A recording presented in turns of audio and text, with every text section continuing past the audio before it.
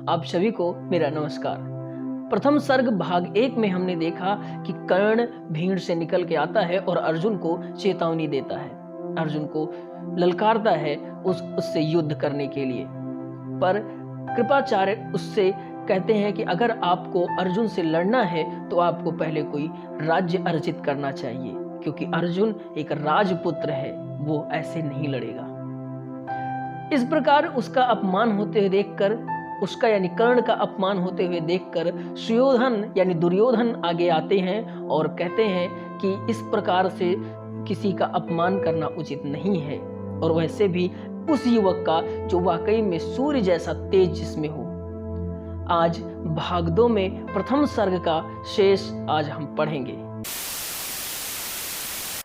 कि करना क्या अपमान ठीक है इस अनमोल रतन का, मानवता की इस विभूति का, धरती के इस धन का।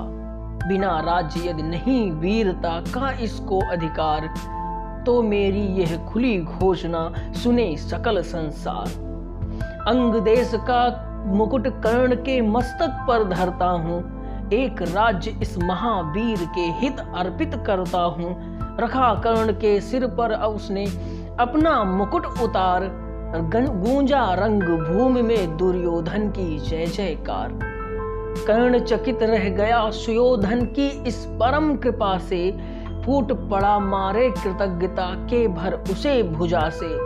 दुर्योधन ने हृदय लगाकर कहा बंधु हो शांत, मेरे इस क्षुद्रोपहार से क्यों होता उद्भ्रांत।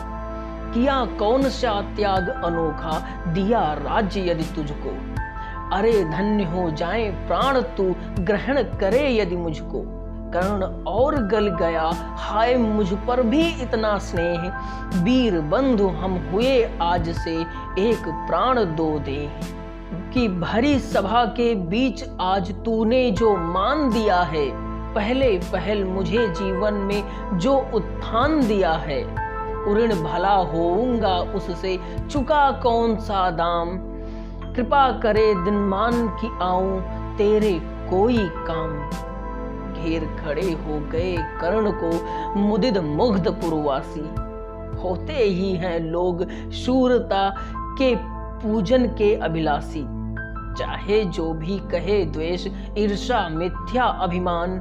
जनता निज आराध्य वीर को पर लेती पहचान।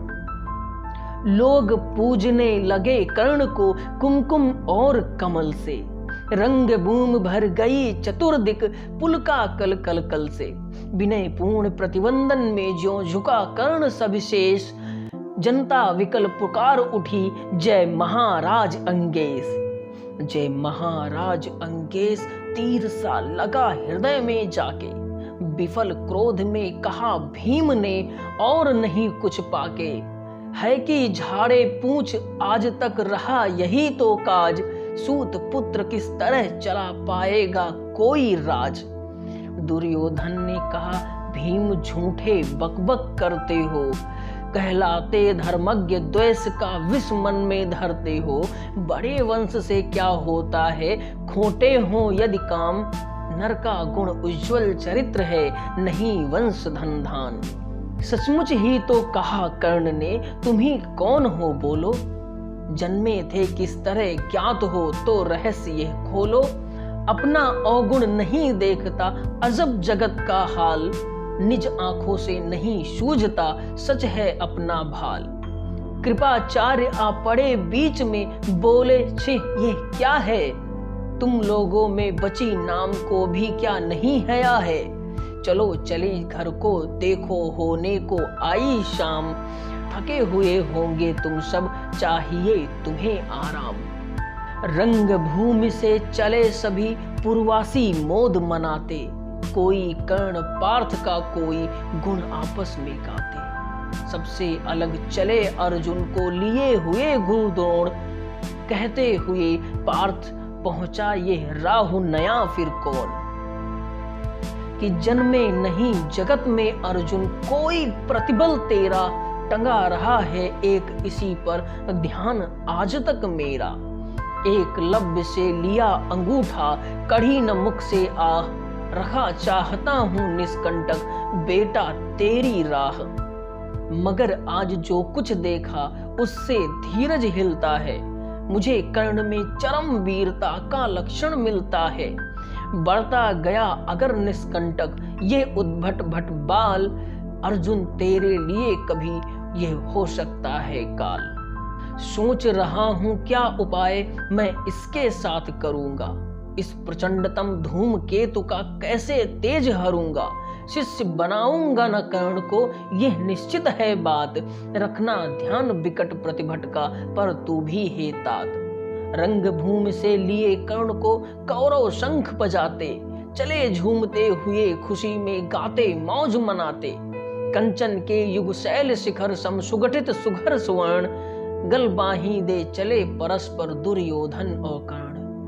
बड़ी तृप्ति के साथ सूर्य शीतल अस्ताचल पर से, चूम रहे थे अंग पुत्र का स्निग्ध सुकोमल कर से।